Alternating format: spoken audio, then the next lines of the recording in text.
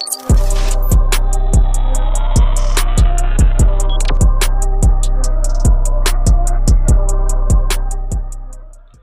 बच्चों, आज हम लोग क्लास 12th फिजिक्स का chapter number 5 magnetism and matter को डिस्कस करने वाले हैं। इसमें हम लोगों ने प्रीवियस ईयर के जो भी इम्पोर्टेंट क्वेश्चंस हैं उनको हम लोगों ने यहाँ पर लिया है। तो चलिए बेटा, हम लोग फर्स्ट क्वेश्चन से स्टार्ट करते हैं। क्वेश्चन है, the magnetic movement of a bar magnet is 2 ampere metre square. If it is cut into 2 equal halves along its length the magnetic moment of each piece will be। ठीक है, सीधा सीधा question ये है कि एक bar magnet दिया हुआ है जिसका मैग्नेटिक मूवमेंट क्या है, 2 एम्पेयर मीटर स्क्वायर। इसको अगर हम लोग 2 इक्वल पार्ट्स में कट कर दें तो एक पीस का मैग्नेटिक मूवमेंट क्या होगा। ठीक है, तो मैग्नेटिक मूवमेंट के लिए ये फॉर्मूला हमारा होता है, आपको पता होना चाहिए। तो अगर इसको मैं 2 से डिवाइड कर देता हूँ, यानी कि हाफ पीस हो जाएगा, तो मैग्नेटिक मूवमेंट भी हाफ हो जाएगा बेटा। ठीक है, तो आंसर क्या बचेगा, अगर 2 से 2 कैंसिल कर देंगे तो 1 बचेगा, यानी कि 1 एम्पेयर मीटर का स्क्वायर। ठीक है, तो चलिए हम लोग नेक्स्ट क्वेश्चन पर पहुंचेंगे बेटा। देखिए बेटा, मैं आपको एक चीज़ और क्लियर कर दूं यहाँ पर, क्योंकि मेरे पास थोड़े टाइम की कमी है तो मैं ठीक से एडिटिंग नहीं कर पाऊँगा। यानी कि वीडियो को मैं एक फ्लो में बना रहा हूँ, और अगर इसमें कुछ लैकिंग होती है, साउंड में कुछ प्रॉब्लम आती है, या कहीं ना कहीं कोई बात को मैं क्लियरली नहीं कह पाता हूँ तो उसको रिपीट करूँगा, लेकिन एडिट नहीं कर पाऊँगा ठीक से, है ना। तो चलिए हम लोग सेकंड क्वेश्चन पर आते हैं। अगला क्वेश्चन दिया है, the magnetic field inside a solenoid is. एक सोलेनॉइड के अंदर मैग्नेटिक फील्ड किस तरह से होती है। तो ए ऑप्शन दिया है, uniform and parallel to axis. ठीक है, एक सोलेनॉइड है, ठीक है, उसके अंदर मैग्नेटिक फील्ड किस तरीके से होती है, ये क्वेश्चन है। तो इसका आंसर होगा uniform and parallel to axis. जो सोलेनॉइड की एक्सिस होती है उसके पैरेलल होगी और यूनिफॉर्म होगी। पहला वाला ही इसका ऑप्शन है, इसका आंसर है। ठीक है, तो चलिए बेटा हम लोग नेक्स्ट क्वेश्चन पर आएंगे। हमारा अगला क्वेश्चन है, the magnetic susceptibility of ferromagnetic material is. Ferromagnetic material की मैग्नेटिक ससेप्टिबिलिटी क्या होगी। देखो, मैग्नेटिक ससेप्टिबिलिटी क्या होती है बेटा, कि dipole movement generated per unit volume of material. एक मटेरियल के यूनिट वॉल्यूम में कितना डाइपोल मूवमेंट जनरेट हो रहा है, जिसमें आप कह सकते हो कि dipole movement per unit volume को ये डिनोट करता है। ठीक है, अब जो फेरोमैग्नेटिक मटेरियल होता है ना, ये बहुत ही हाई मैग्नेटिक प्रॉपर्टीज को शो करता है। ठीक है, तो इस वजह से क्या होता है कि इसकी ससेप्टिबिलिटी भी काफ़ी हाई होती है। तो इसका आंसर कौन सा होना चाहिए, ए वाला ही इसका आंसर होगा, positive and very large. Magnetic susceptibility of ferromagnetic material क्या होगी, पॉजिटिव होगी और बहुत हाई होगी, इन थाउजेंड्स के ऑर्डर में होगी। ठीक है, तो चलिए हम लोग अगले क्वेश्चन पर पहुंचेंगे बेटा। तो हमारा अगला क्वेश्चन है, the magnetic field at the centre of a current carrying circular loop is. ठीक है, एक करंट कैरिंग सर्कुलर लूप है, ठीक, उसके सेंटर पर मैग्नेटिक फील्ड क्या होगी, क्वेश्चन ये है। ठीक है, तो देखिए सिंपल से सीधे तरीके से हम लोग कहें तो इसका आंसर होगा मैक्सिमम। ठीक है, जिस तरीके से एक सोलेनॉइड के सेंटर या एक्सिस पर मैग्नेटिक फील्ड मैक्सिमम होती है, उसी तरीके से एक सिंगल लूप, ठीक है, या फिर नंबर ऑफ टर्न्स हो, ऐसा कोई लूप है, उसके सेंटर पर भी क्या होगी, मैग्नेटिक फील्ड की जो वैल्यू होगी वो मैक्सिमम होगी। ठीक है, तो चलिए हम लोग बेटा नेक्स्ट क्वेश्चन पर पहुंचेंगे अभी। अगला क्वेश्चन है, the magnetic movement of a bar magnet is M. ठीक है, and its magnetic field at axis at axial point is B. एक बार मैग्नेट का मैग्नेटिक मूवमेंट क्या है, एम दिया हुआ है, और इसकी एक्सियल पॉइंट पर मैग्नेटिक फील्ड क्या है, बी है। The field at the equatorial point will be. अब इक्वेटोरियल पॉइंट पर इसकी फील्ड कितनी होगी। ठीक है, तो देखो इस यहाँ पर ये 2 फॉर्मूले मैंने दिए हुए हैं, इनको अगर हम लोग गौर से देखें तो एक्सियल पॉइंट पर जो मैग्नेटिक फील्ड होती है उसके लिए फॉर्मूला ये है, और इक्वेटोरियल पॉइंट पर जो फील्ड होती है उसके लिए फॉर्मूला ये है। क्या इन दोनों फार्मूलों में हम लोग कोई डिफरेंस देख पा रहे हैं, है ना, या कोई सिमिलरिटी देख पा रहे हैं क्या। तो इसमें ऑब्वियसली सिमिलरिटी है, सिर्फ अंतर इतना है कि इसमें ये 2 का इनटू हो रहा है, बाकी का ये फॉर्मूला और ये फॉर्मूला एकदम इक्वल है, सेम है। ठीक है, तो यानी कि एक्सियल पॉइंट पर जो फील्ड होती है वो डबल होती है किसके, इक्वेटोरियल पॉइंट के कंपेयर में। इसका मतलब इक्वेटोरियल पॉइंट पर जो फील्ड होगी वो क्या होगी बेटा, एक्सियल पॉइंट के कंपेयर में हाफ हो जाएगी, यानी कि आंसर क्या हो जाएगा V/2, V/2। ठीक है, तो चलिए हम लोग नेक्स्ट क्वेश्चन पर पहुंचेंगे बेटा। हमारा अगला क्वेश्चन है, which of the following quantities is a scalar. यहाँ पर दी हुई क्वांटिटीज में से कौन सी क्वांटिटी स्केलर है। तो देखो, इलेक्ट्रिक फ्लक्स एक स्केलर क्वांटिटी होता है, उसी तरीके से मैग्नेटिक फ्लक्स भी एक स्केलर क्वांटिटी होता है। ठीक है, मैग्नेटिक फील्ड तो ऑब्वियसली वेक्टर क्वांटिटी है, मैग्नेटिक डाइपोल मूवमेंट में भी डायरेक्शन होता है, तो ये भी वेक्टर क्वांटिटी है। मैग्नेटिक इंटेंसिटी जो होती है वो भी मैग्नेटिक फील्ड ही है। ठीक है, तो ये भी वेक्टर क्वांटिटी है, यानी सिर्फ क्या है, मैग्नेटिक फ्लक्स जो है वो स्केलर क्वांटिटी है। ठीक है बेटा, चलिए हम लोग नेक्स्ट क्वेश्चन पर पहुंचेंगे। तो हमारा अगला क्वेश्चन है, the torque on a magnetic dipole in a uniform magnetic field is maximum when the angle between magnetic movement and magnetic field is. ठीक है, तो यानी कि किसी मैग्नेटिक डाइपोल में कितना टॉर्क या कब मैक्सिमम टॉर्क लगेगा अगर वो किसी यूनिफॉर्म मैग्नेटिक फील्ड के अंदर रखा हो, तो किस सिचुएशन में उस पर मैक्सिमम टॉर्क लगने वाला है। तो आपको पता होना चाहिए कि टॉर्क का फॉर्मूला क्या होता है, torque is equal to mv sine theta. यहाँ पर m क्या है, मैग्नेटिक मूवमेंट है, और v क्या है, मैग्नेटिक फील्ड है।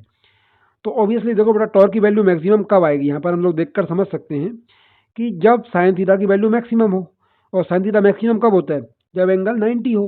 इसका मतलब मैग्नेटिक फील्ड और मैग्नेटिक मूवमेंट के बीच में यदि एंगल 90 डिग्री हो, अगर दोनों एक दूसरे के परपेंडिकुलर हो, तो वहाँ पर क्या हो जाएगा, टॉर्क जो लगेगा वो मैक्सिमम हो जाएगा। ठीक है, तो चलिए हम लोग अगले क्वेश्चन पर आते हैं बेटा। अगला क्वेश्चन है, the magnetic lines of force. Magnetic lines of forces के लिए यहाँ पर कुछ प्रॉपर्टीज लिखी हुई हैं, कौन सी वाली करेक्ट है उसको हमको चूज करना है। तो पहला लिखा हुआ है, A never intersect each other. Magnetic field lines कभी भी एक दूसरे को इंटरसेक्ट नहीं करती हैं। ये प्रॉपर्टी बिल्कुल सही है बेटा, करेक्ट है। तो आंसर तो यही हो जाना चाहिए। हम और भी पढ़ लेते हैं नीचे वाले ऑप्शन क्या लिखे हैं। तो दूसरा वाला क्या दिया है, मे इंटरसेक्ट ईच अदर, कभी नहीं करेंगे intersect. Are always straight lines, ये भी गलत है बेटा। आर कंसेंट्रिक सर्कल्स, क्या magnetic field line circular shape में होती हैं, नहीं बेटा, ये होती है इलिप्टिकल शेप में, इस तरह से, है ना। तो सर्कुलर शेप में नहीं होंगी, हो भी सकती हैं, नहीं भी हो सकती हैं। ठीक है, तो ये ऑप्शन ऑलवेज ट्रू नहीं होगा। तो आपका आंसर कौन सा है, ए वाला है। चलिए हम लोग नेक्स्ट क्वेश्चन पर पहुंचेंगे बेटा। हमारा अगला क्वेश्चन है, magnetic permeability of vacuum is denoted by. Vacuum की मैग्नेटिक परमिएबिलिटी को हम लोग किस तरीके से डिनोट करते हैं। ठीक है, तो पहली चीज़ तो ये समझो कि परमिएबिलिटी क्या होती है, कि कोई मटेरियल या कोई मीडियम मैग्नेटिक फील्ड को अपने से पास होने में कितना सपोर्ट कर रहा है। ठीक है, तो वैक्यूम के लिए मैग्नेटिक परमिएबिलिटी को हम लोग किस तरीके से डिनोट करते हैं, म्यू नॉट से। ठीक है, यानी कि इलेक्ट्रिक परमिटिविटी जो होती है वो एप्सिलॉन नॉट से डिनोट की जाती है, मैग्नेटिक परमिएबिलिटी म्यू नॉट से डिनोट की जाती है। दूसरी चीज, रिलेटिव परमिएबिलिटी को किससे डिनोट करते हैं, म्यू आर से करते हैं। और ससेप्टिबिलिटी को किससे करते हैं, साई से करते हैं, है ना। मटेरियल की, किसी भी मीडियम की ससेप्टिबिलिटी साई एम से करते हैं। एक्चुअली ये ठीक से बना नहीं है, ये ऐसा होना चाहिए, एम कहाँ पर आएगा, सबस्क्रिप्ट में आएगा। इसी तरीके से इसमें भी म्यू के साथ में जो आर आएगा वो कहाँ पे आएगा, सबस्क्रिप्ट में आएगा। ठीक है, तो उम्मीद है आपको समझ में आ रहा होगा। इसका आंसर हमारा क्या हो जाएगा, permeability of vacuum mu naught. ठीक, चलिए हम लोग नेक्स्ट क्वेश्चन पर पहुंचेंगे बेटा। अच्छा, उससे पहले यहाँ पर मैंने एक फॉर्मूला डाला हुआ है। ठीक है, तो आपको ये समझना है कि ये जो रिलेशन है ना, ये बहुत इंपॉर्टेंट है। ये अक्सर 1 मार्क्स में आपसे पूछा जा सकता है। ठीक है, यानी कि ससेप्टिबिलिटी ऑफ मीडियम या मटेरियल और permeability of the material with respect to vacuum, यानी रिलेटिव परमिएबिलिटी, इन दोनों के बीच में रिलेशन ये होता है, आपको याद रखना है। ठीक है, तो चलिए बेटा हम आगे बढ़ेंगे। तो हमारा अगला क्वेश्चन है, magnetic susceptibility is positive for. Magnetic susceptibility जो होती है वो पॉजिटिव होती है किस मटेरियल के लिए या किसके लिए। यहाँ पर जो ऑप्शन दिए हैं उनमें से हमको चूज करना है। पहली चीज, डायमैग्नेटिक मटेरियल्स या सब्सटेंसेस। तो जो डायमैग्नेटिक सब्सटेंसेस होते हैं बेटा, ये क्या होते हैं कि अपोज करते हैं मैग्नेटिक फील्ड को। हालांकि बहुत कम अपोज करते हैं, बट ये कहीं ना कहीं नेगेटिव डायरेक्शन में मैग्नेटिक मूवमेंट्स को जनरेट कर लेते हैं। तो बाहर की मैग्नेटिक फील्ड को, एक्सटर्नल मैग्नेटिक फील्ड को ये अपोज करते हैं। तो इनकी जो ससेप्टिबिलिटी है वो ऑलरेडी क्या हो जाएगी, नेगेटिव हो जाएगी ऑटोमेटिक। उन्होंने कहा है कि पॉजिटिव के लिए। अब आते हैं पैरामैग्नेटिक सब्सटेंसेस। तो बिल्कुल पैरामैग्नेटिक सब्सटेंसेस क्या होते हैं, ये मैग्नेटिक फील्ड को अपने से पास होने देते हैं, यानी कहीं ना कहीं मैग्नेटिक फील्ड को सपोर्ट करते हैं, अपने से पास होने देते हैं। तो इनके लिए पॉजिटिव होगी ससेप्टिबिलिटी की वैल्यू। ठीक है, तो ये आंसर तो हमारा हो ही गया है। बट अगले ऑप्शंस को भी पढ़ लेते हैं एक बार। तो क्या दिया है, नॉन मैग्नेटिक सब्सटेंसेस। तो नॉन मैग्नेटिक सब्सटेंसेस तो ससेप्टिबिलिटी को शो ही नहीं करेंगे किसी भी तरह से, और नन भी हमारा आंसर नहीं है, तो हमारा आंसर कौन सा हो जाएगा, बी वाला हो जाएगा। ठीक है, तो चलिए हम लोग नेक्स्ट क्वेश्चन देखेंगे बेटा। अगला क्वेश्चन है, which of the following materials is use to make permanent magnets. कौन सा मटेरियल है जो कि परमानेंट मैग्नेट बनाने के लिए यूज होता है। तो देखो बेटा, इसके लिए आंसर होगा स्टील। स्टील जो होती है ना, वो परमानेंट मैग्नेट बनाने के लिए यूज की जाती है। स्टील को हम लोग सोलेनॉइड के बीच में रख करके अगर मैग्नेटाइज करते हैं तो वो परमानेंटली मैग्नेटाइज हो जाती है, परमानेंट मैग्नेट बन जाती है। ठीक है, और कॉपर जो होता है वो डाईमैग्नेटिक मटेरियल होता है। ठीक है, याद रखना है आपको। और सॉफ्ट आयरन कोर भी अच्छा मटेरियल है, यानी कि अच्छा मैग्नेटिक मटेरियल है, बट ये परमानेंट मैग्नेट इतनी आसानी से नहीं बनता है। ये बहुत तेज़ी से मैग्नेटाइज भी होता है, लेकिन उतनी ही जल्दी या उतनी ही आसानी से इसको आप डीमैग्नेटाइज भी कर सकते हो। तो यहाँ पर इस क्वेश्चन का आंसर आपका कौन सा होगा, स्टील वाला। चलिए हम लोग नेक्स्ट क्वेश्चन पर आएंगे बेटा। अगला क्वेश्चन है, which of the following substances is diamagnetic. इनमें से कौन सा सब्सटेंस है जो कि डाईमैग्नेटिक है। मैंने अभी अभी आपको पिछले क्वेश्चन में बता ही दिया है इसका आंसर। तो इसका आंसर क्या है बेटा, कॉपर। कॉपर क्या है, डाईमैग्नेटिक सब्सटेंस है। ठीक है, तो चलिए हम लोग नेक्स्ट क्वेश्चन पर पहुंचते हैं। अगला क्वेश्चन है, the direction of magnetic dipole movement of a bar magnet is. एक बार मैग्नेट का डाइपोल मूवमेंट का डायरेक्शन क्या होता है। तो बेटा इसका आंसर भी बहुत इजी है। आंसर ये रहेगा कि जिस तरीके से मैग्नेटिक फील्ड एक मैग्नेट के अंदर साउथ से नॉर्थ की तरफ जाती है। ठीक है, तो आपको याद भी रख सकते हो इसके लिए इजीली कि साउथ से यानी समाना और नॉर्थ से यानी निकलना। तो साउथ से फील्ड समाती है और नॉर्थ से निकल जाती है। तो मैग्नेटिक फील्ड के अंदर मैग्नेटिक फील्ड का डायरेक्शन जो होता है, बार मैग्नेट के अंदर मैग्नेटिक फील्ड का जो डायरेक्शन होता है वो साउथ से नॉर्थ होता है, और मैग्नेटिक डाइपोल मूवमेंट का डायरेक्शन भी साउथ से नॉर्थ होता है। मतलब दोनों का डायरेक्शन सेम होता है, मैग्नेटिक फील्ड का और मैग्नेटिक मूवमेंट का। तो आंसर क्या हो जाएगा, from south to north pole. ठीक है, तो ये वाला आपका आंसर हो गया। ठीक, चलिए हम लोग नेक्स्ट क्वेश्चन पर आएंगे बेटा। अगला क्वेश्चन है, which of the following is not a unit of magnetic field. तो यहाँ पर जो चार ऑप्शन दिए हुए हैं, इनमें से कौन सा मैग्नेटिक फील्ड का यूनिट नहीं है।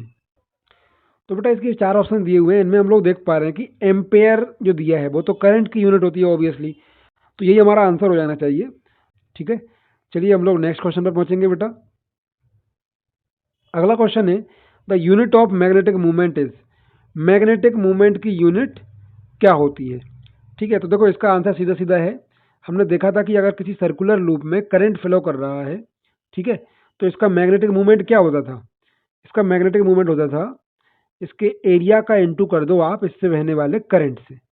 ठीक है, तो हमने क्या देखा था, ए इंटू आई, यानी कि एरिया को हम लिख सकते हैं मीटर स्क्वायर और आई, या सॉरी ए एम्पेयर के लिए है ना, एम्पेयर के लिए हम लोग सिंबल यूज करेंगे ए, और एरिया के लिए मीटर स्क्वायर, तो एम्पेयर मीटर स्क्वायर।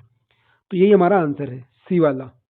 ठीक, तो और साथ ही मैंने यहाँ पर जो दो फिगर दिए हुए हैं, इनमें हम लोग ये समझ सकते हैं कि मैग्नेटिक मूवमेंट को, किसी सर्कुलर लूप के मैग्नेटिक मूवमेंट को डायरेक्शन किस तरीके से प्रोवाइड करेंगे। ठीक है, तो अगर करंट क्लॉकवाइज फ्लो कर रहा है तो वहाँ पर आप साउथ पोल एस बना दीजिए, और दोनों एस के दोनों एंड पर एरो बना दीजिए। तो यहाँ से आपको क्लियर समझ में आ जाएगा कि करंट क्या हो रहा है, इस तरफ फ्लो कर रहा है, तो यहाँ पर मैग्नेट का या मैग्नेटिक मूवमेंट का साउथ पोल है। और दूसरी तरफ यदि करंट एंटी क्लॉकवाइज फ्लो कर रहा है बेटा, तो यहाँ पर एन बना दीजिए और एन के दोनों एंड्स पर एरो बना लीजिए। तो यहाँ पर हमको समझ में आ जाएगा कि जब करंट एंटी क्लॉकवाइज फ्लो कर रहा होगा तब क्या बन जाएगा इस फेज में, मतलब हमारे तरफ कौन सा फेज बन जाएगा या पोल बन जाएगा, नॉर्थ पोल बन जाएगा। ठीक है, तो चलिए हम लोग नेक्स्ट क्वेश्चन देखेंगे बेटा। तो अगला क्वेश्चन है, the magnetic movement of a current loop is directed. Magnetic movement का डायरेक्शन एक करंट लूप में क्या होता है। ठीक है, तो एक करंट लूप में मैग्नेटिक मूवमेंट का डायरेक्शन के लिए आप लोगों को यहाँ पर मैंने फिगर बना दिया है। देखो आप राइट हैंड को लो और अपनी फिंगर्स को करंट के डायरेक्शन में कर्ल कर लो, है ना, मोड़ लो। तो जिस तरफ आपका थंब पॉइंट करेगा वही डायरेक्शन मैग्नेटिक मूवमेंट का होगा। समझ में आ रहा है? तो दूसरी चीज़ जो मैं आपको थोड़ी देर पहले ही बता चुका हूँ कि जिस तरफ मैग्नेटिक मूवमेंट का डायरेक्शन होगा उसी तरफ आपकी मैग्नेटिक फील्ड का भी डायरेक्शन होगा। यहाँ पर मैंने बना भी दिया है, मैग्नेटिक मूवमेंट और मैग्नेटिक फील्ड। ठीक है, दोनों का डायरेक्शन क्या हो जाएगा? सेम हो जाएगा। तो ऑप्शंस में क्या लिखा हुआ है? Along the plane of the loop, loop के प्लेन के अलोंग होगा? नहीं होगा। Opposite to the magnetic field, ये भी नहीं होगा। Perpendicular to the plane of loop, बिल्कुल बेटा इसका आंसर यही वाला होगा, सी वाला, है ना, कि आपका जो मैग्नेटिक मूवमेंट बन रहा है वो क्या है? इस लूप के प्लेन के परपेंडिकुलर है। ठीक है, लूप का प्लेन ये है और जो मैग्नेटिक मूवमेंट का डायरेक्शन है वो क्या है? ऊपर की तरफ है, तो ये इसके परपेंडिकुलर होगा। ठीक है, यहाँ पर इस क्वेश्चन से हमने दो तीन चीज़ों को समझा है, ध्यान रखना आपको। ठीक है, पहला हमने ये समझा है कि लूप के प्लेन के परपेंडिकुलर होता है मैग्नेटिक मूवमेंट। दूसरी बात हमने ये भी समझना है या समझा है कि मैग्नेटिक फील्ड का डायरेक्शन भी आपका मैग्नेटिक मूवमेंट के डायरेक्शन में ही होता है।